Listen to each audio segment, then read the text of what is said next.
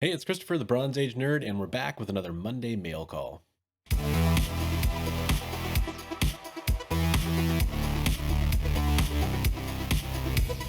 All right, so if you watched my video last week, I mentioned that there was a huge delay in shipping, so some things did come through finally that I've been waiting on. And we'll start off with a real hot book right now. Something is Killing the Children, number 1 in a 9.8. So this is the unlocked retailer edition, the Frizzen cover. First Erica Slaughter. I have the Lee cover for this as well, and not graded though. I just had to have this cover. This book's starting to blow up. I really love this series, and this is actually the A cover is iconic at this point. It's got a very cool look to it. I have some of the local comic shop day covers for that, the foil ones, but this cover, I just love it, and I've really, like a lot of people, fallen in love with that series, so I was very happy to get that. Okay, up next, so huge Spawn news came out today, which is not something you get to say every day in 2021. Well, we might be saying it a lot more in the coming months. But I had just picked up some Spawn books, if you watched my last mail call video, from a guy, and I knew he had a copy of this, so I was checking out his feed, and sure enough, he put it up. He also had the first full, but it was in pretty poor condition, and that's the first cameo of the Gunslinger Spawn, who is getting his own title in the McFarlane Spawn verse that's coming. Donny Cates is going to be helping write that, so pretty cool and exciting news. I went to an antique mall I've been to a couple times in a nearby town. They have comic books. They'd actually gotten a couple extra long boxes of comics in that they didn't have last time I was there, which is always good. These comics were in super rough shape though. A lot of the issues actually had like disintegrated bottom covers. I don't know if that was from water or a chemical, maybe even. Not all the comics were like that, but a lot of them were. So I picked up this, which is pretty cool. Dark Horse Comics number 7, and it's the first. Oh boy, I hope I remember this right. I think it's the first Nomi Sunrider. Maybe her brother as well. But I don't know if those characters will ever make an appearance in the modern Star Wars stuff. But the way Star Wars stuff is going, I saw a comic like that. I'm not going to pass it up, and I don't think a lot of people are holding on to copies of that. Hopefully, so. They also had Red Sonja Zero, and I picked this up kind of before there's been a little bit of Red Sonja news. I think maybe she's getting her own movie or project. Not totally up on the news with that. And why not? I got a copy of Stormwatch 1 because that's what you do, right? The price was right. Picked up Alpha Flight 32, and that's the first Heather Hudson as Vindicator. It's also the origin of Puck, so that's pretty cool. Picked up Alpha Flight 40, which is the marriage of Namor and Marina. Also, if you've followed me, you know I pick up these anniversary order comics. Picked up X Factor 11, just a big Cyclops fan, and it's a Cyclops cover. I don't think anything key happens in that issue. X Factor 12, which is the first appearance of Famine, one of the Horsemen of Apocalypse. So if you watched my last mail call, there was an issue with Comics Elite sending me 10 copies of High Republic Adventures number 1 instead of 5 copies of that and 5 copies of this book, which is Star Wars High Republic number 2.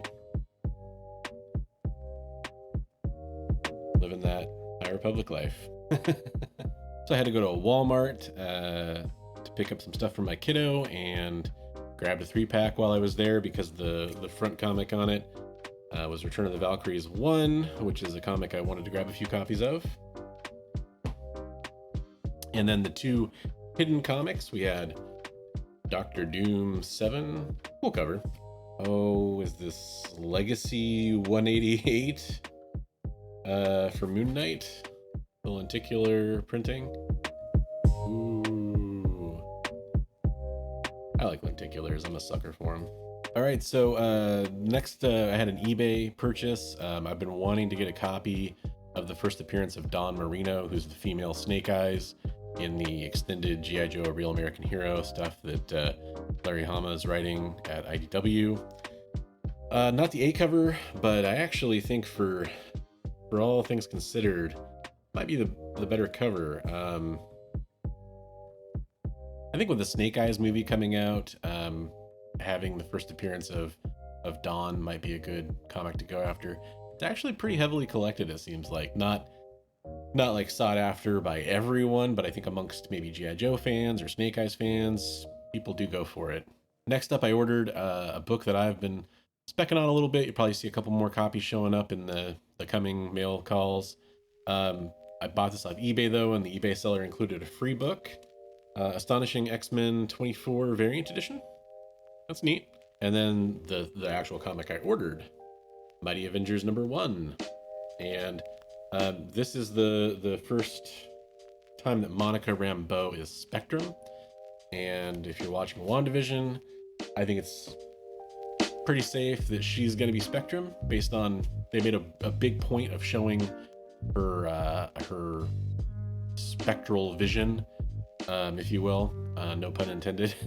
And they also made a point of her nothing showing up on her x-rays in one point, which is kind of a thing that Spectrum would have happen. So, and on top of that, I have a couple ASM annual 16s coming, because I think Monica Rambeau is going to become a pretty big character later on. And last but not least, I did go to the second LCS that's kind of within my area without driving an hour and a half away.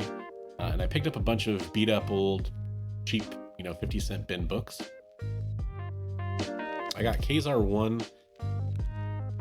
The only reason I got this is because for some reason I have a copy of Kazar 2.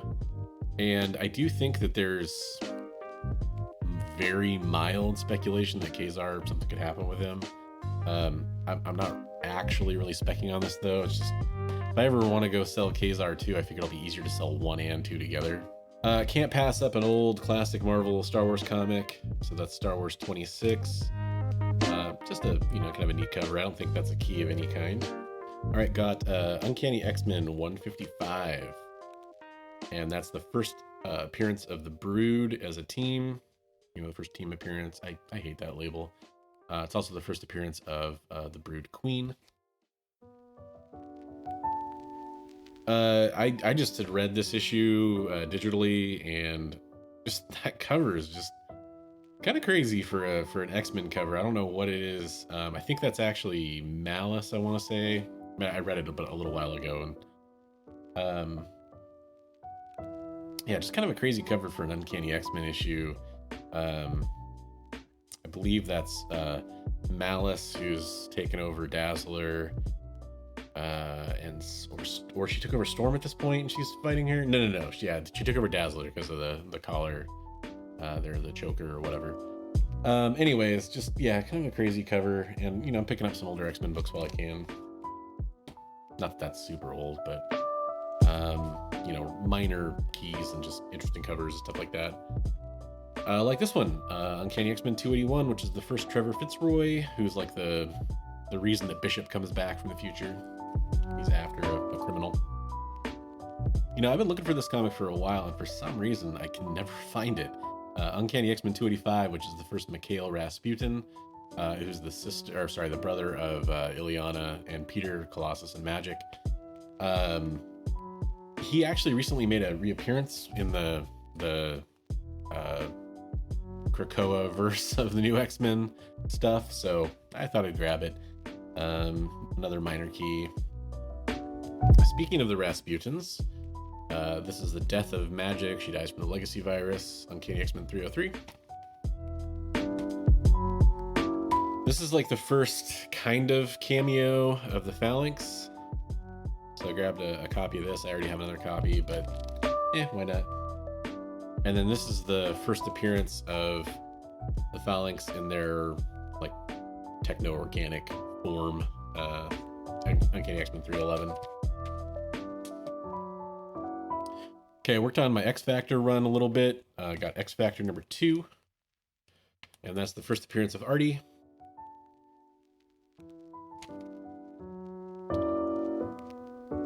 X Factor 7. It's first Skids, first Bulk, first Glowworm, and first Trish Tilby, who's Beast's girlfriend later on. She's a reporter. Just love this cover. X Factor 13. You know, it's just a killer Dark Phoenix cover, and you got the optic blast in the foreground there. This is the issue where Angel gets his wings amputated.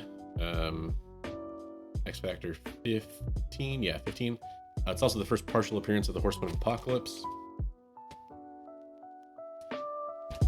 This is the first Richter, who's also kind of been a bigger deal in the new X-Men stuff. First cameo of Angel as Death, one of the Horsemen of Apocalypse. Second cameo of Angel as Death.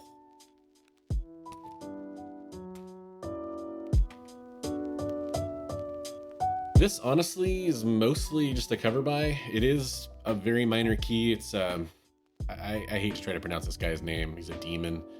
Nastir, I think, maybe. I don't know. I've never heard it said out loud. I just think it's a sweet cover. Cyclops going up against Thor. As a Cyclops fan, I'm all about that. I'm a Thor fan too, so why not? But Nastir, again, if that's how you pronounce it, he was a big player in the whole Inferno event. Speaking of Inferno, I picked up 38. It's the origin and death of Madeline Pryor, who's the Goblin Queen. And it's also when Angel is named Archangel by Beast. And again, Cyclops fan, going for the Cyclops versus Havoc action there. So awesome. Well, thanks for following along on another mail call. I really appreciate it. Another week, another batch of comics going into the short boxes, and more bagging and boarding and adjusting and all that fun stuff that comes with it. Next week I'll have another video and another mail call. Hopefully I'll see you then. Thank you so much for watching this video. Let me know what you liked in the comments. Were there any books that you've been collecting? Tell me what you picked up over the last week. Anything that you've been hunting that you found finally? Was there anything in my batch that you've been on the hunt for and trying to go after? Any books that you're specking on right now? Let me know in the comments below. And as always, hey, read comics every day.